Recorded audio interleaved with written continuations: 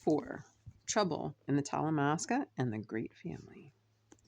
Benji had been broadcasting for quite a long while by the time I'd finally met Jesse Reeves and David Talbot in Paris. I'd overheard David's telepathic plea to the vampire Jesse Reeves to come to him. It was something of a coded message. Only someone who knew that both were blood drinkers had once been members of the ancient order of the Talamasca would have understood it. David calling to his red-haired fellow scholar to please meet with her old mentor, if she would be so kind, who'd been searching for her in vain with news to share of their old compatriots. He'd gone so far as to reference a cafe on the left bank for a meeting, a place they'd known in earlier years, those sunny times, and vowed he'd been on the watch for her nightly until he saw her or heard from her. I was shocked by all this. In my wanderings, I had assumed always that Jesse and David were fast companions, still studying together in the ancient archives of Maharat's secret jungle compound, which she shared with her twin sister in Indonesia. It had been years since I'd visited the compound, but I had had it in my mind to go there sometime soon, due to the troubles I was suffering in my heart, and my general doubts about my own stamina to survive the misery I was now enduring. Also, I'd been very concerned that Benji's persistent broadcast to the vampire world might eventually rile Maharat and draw her out of her retreat to punish Benji. Maharat could be provoked. I knew this firsthand after my encounter with Memnock. I had provoked her and drawn her out. I'd worried about that more than I cared to admit to myself. Benji, the nuisance. And now this, David searching for Jessie as if he hadn't seen her in years, as if he no longer knew where Maharat Mokare could be found. I had half a mind to go looking for the twins first, and finally I did. I took to the skies easily enough and went south, discovering the spot and discovering that it had long been abandoned. It was chilling to walk through the ruins. Maharat had once had many stone rooms here, gated gardens, screened in areas where she and her sister could roam in solitude. There had been a bevy of native mortal servants, generators, satellite dishes, and even cooling machines, and all the comforts of the modern world could provide in such a remote spot. And David had told me of the libraries, of the shelves of ancient scrolls and tablets, of his hours of speaking to Maharat about the worlds she'd witnessed.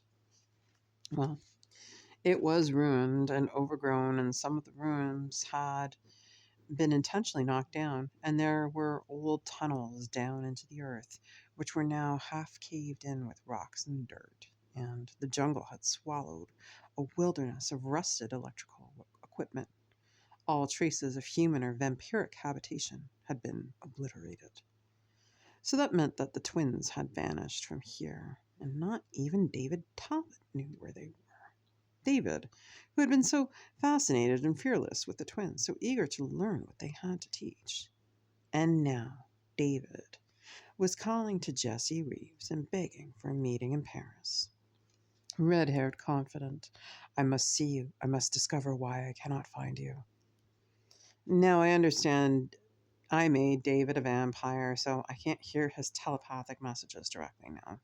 But I caught them from the other minds, as it so often happens.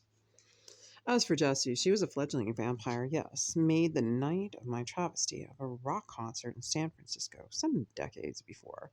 But she'd been made by her beloved Aunt Maharat, a true ancestor of hers, and a vampiric guardian whom, as I've explained, had some of the oldest and most potent blood in the world. So Jessie was no ordinary fledgling, not by any means.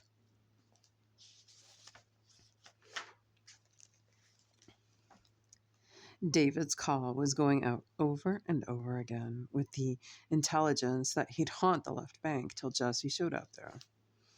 Well, I decided I'd haunt it too until I found David or both of them. I headed for Paris to a suite I maintained for years in the gorgeous Hotel Plaza Athénée in l'Avenue de Montaigne, the closet stocked with blended wardrobe as if I was going to hide the crumbling ruin in which I had become, and I prepared to stay in residence and search until David and Jessie appeared. The safe in that suite held all the usual papers, plastic, bank cards, and currency I'd need for a comfortable stay in the capital. And I brought with me a cell phone I'd recently had my attorneys obtain for me. I didn't want to greet Jesse or David as the ragged, dusty, windblown, suicidal vagabond. I really was no longer in that spirit, and I thought I scant interest in all things material. I felt more at ease in the capital as a member of human society. It was good to be back in Paris, better than I had expected, with all that dizzying life around me and the magnificent lights of the Champs Elysees, with to be drifting through the galleries of the Louvre. Again, in the early hours of the morning, or haunting the Pompidou, or just walking the old streets of the Marais.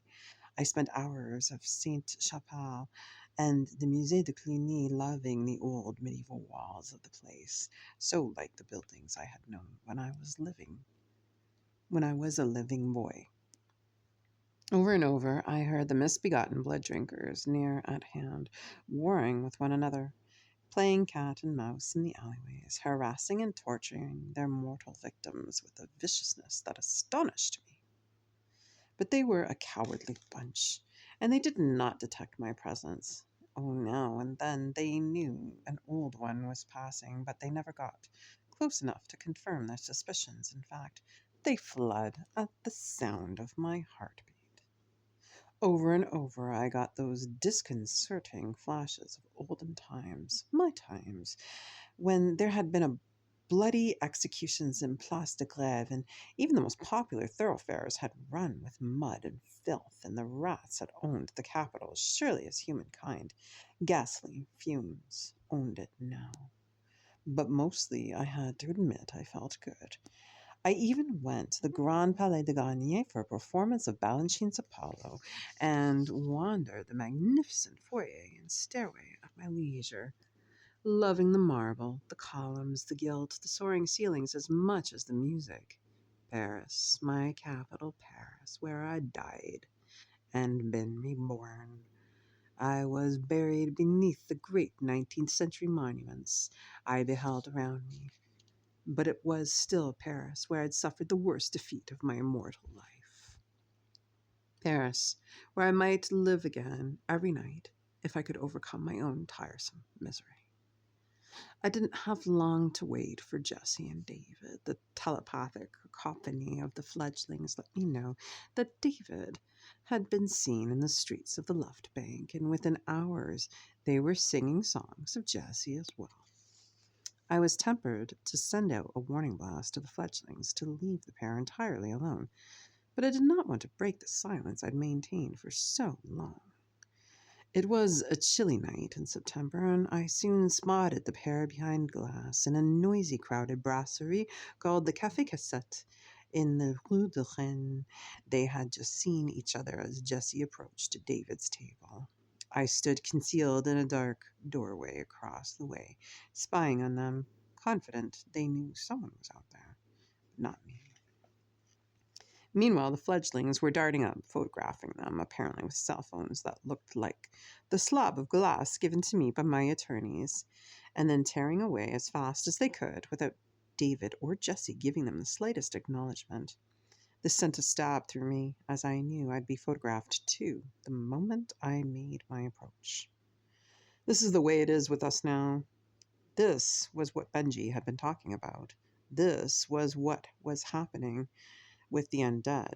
There was no avoiding it. I continued to listen and watch. Now, David isn't a vampire in the body into which he was born. The notorious body thief I'd encountered years ago was largely responsible for that.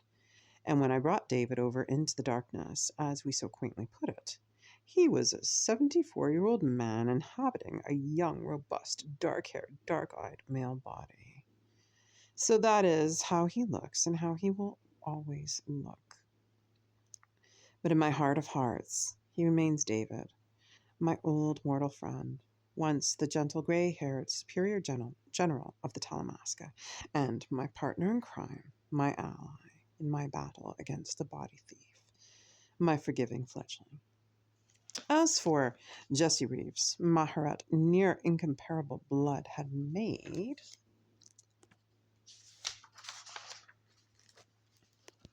her a formidable monster. She was a tall, thin woman with bones like a bird and rippling light red hair down to her shoulders, whose fierce eyes always regarded the world from an uncommitted remove and a deep isolation. She had an oval face and looked far too chaste and ethereal to be what anyone would call beautiful. In fact, she had the neuter gender quality of an angel. She had come to the meeting in refined safari wear with pressed khaki jacket and pants, and there sat David, beaming when he saw her, the British gentleman in grey Donegal tweed with a brown suede vest and elbow patches. He rose to take her in his arms, and at once they fell into confiding in one another in hushed whispers that I could easily hear from my shadowy hiding place. Well, I could stand this for maybe 3 minutes. Then the pain was just too much. I almost fled. After all, I'd given up on all this, had I not? But then I knew I had to see them. I had to hold each one of them in my arms. I had to put my heart close to their hearts. So I plunged across the rainy street into the cafe and sat down right beside them. There was a sudden rush of paparazzi blood drinkers from the doorways here and there, and they massed beyond the glass to take the inevitable pictures. It's Lestat! And then vanished. David and Jessie had seen me before I was halfway there, and David rushed to meet me and threw his arms around me. Jessie hugged both of us. I was lost for a moment to the beating of their hearts, to the subtle sense rising from their hair and skin, and the sheer softness of affection emanating from the firmest of touches.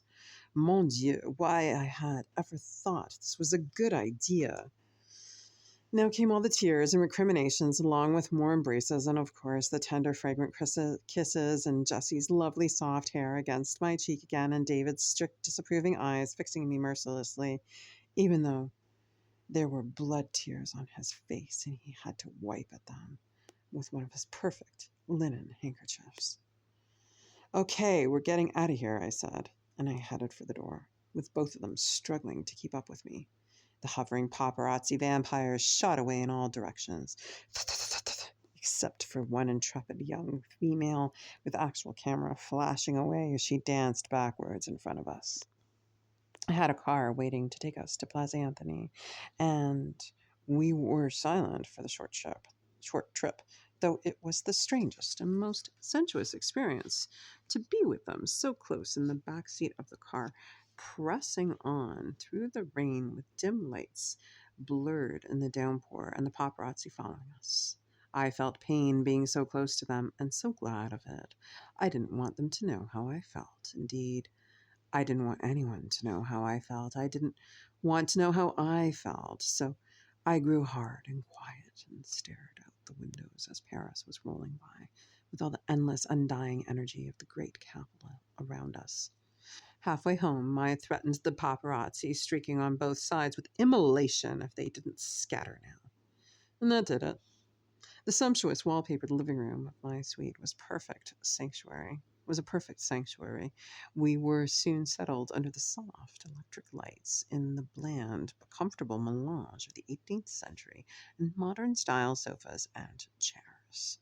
I loved the comfort of these sturdy furnishings and relished the cabriole legs and bits of brass and ormolu in the satin gloss of the fruitwood tables and chests. Look, I'm not making any excuses for being in exile, I said at once, speaking in my usual yet rough, brash brand of English. I'm here now, and that's enough. And if I want to tell you what I've been doing all these years, well, I'll write a damned book about it. But I was so glad to be with them, even yelling at them with sublime pleasure, instead of merely thinking about them and missing them and longing for them and wondering about them. Of course, David said sincerely, his eyes suddenly rimmed and red. I'm simply glad to see you, that's all. The whole world's glad to know you're alive. You'll know that soon enough. I was about to say something sharp and unkind when I realized that indeed the whole world would know soon enough with all these mavericks out there disseminating their iPhone images and videos. The initial telepathic blast must have been like a meteor crashing into the sea. Don't underestimate your own fame, I said under my breath. Well, we'd been gone from here soon enough, or I thought. Or I'd tough it out and go on enjoying Paris in spite of the little pusts. But Jessie was talking now in that cool American British voice of hers, drawing me back into the room. Lestat, it's never been more important, Jessie said, that we come together. She looked like a nun with her ragged red veil of hair. And why is that? I demanded. How can we change what's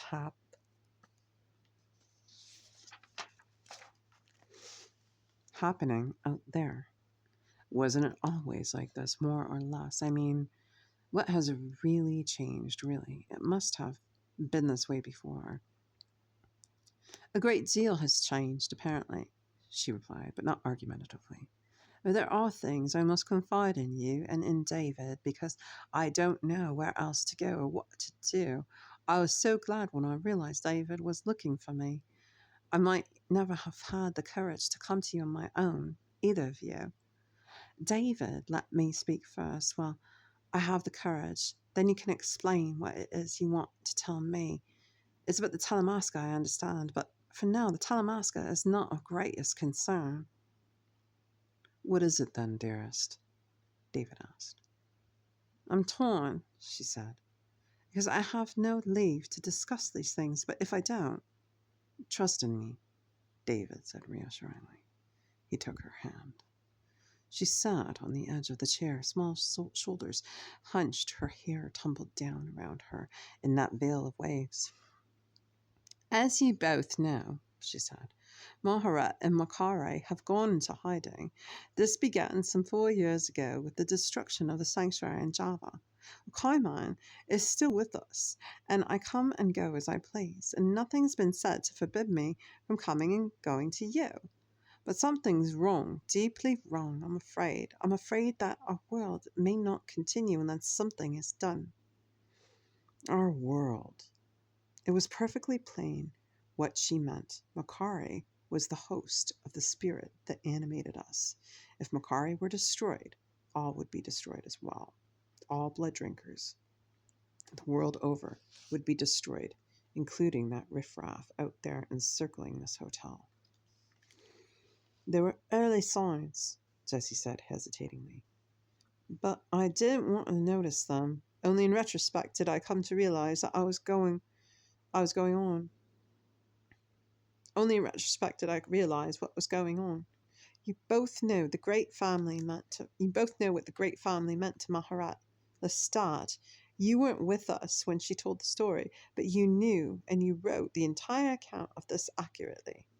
David, you know all of this very well. My aunt's human descendants kept her alive through the millennia.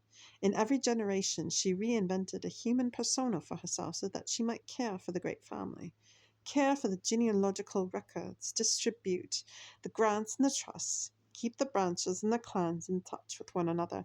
I grew up in this family long before I ever dreamed there was any secret surrounding my Aunt Maharat.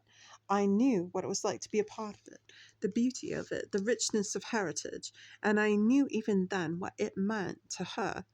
I know well enough now that this was the vocation that maintained her sanity when everything else failed.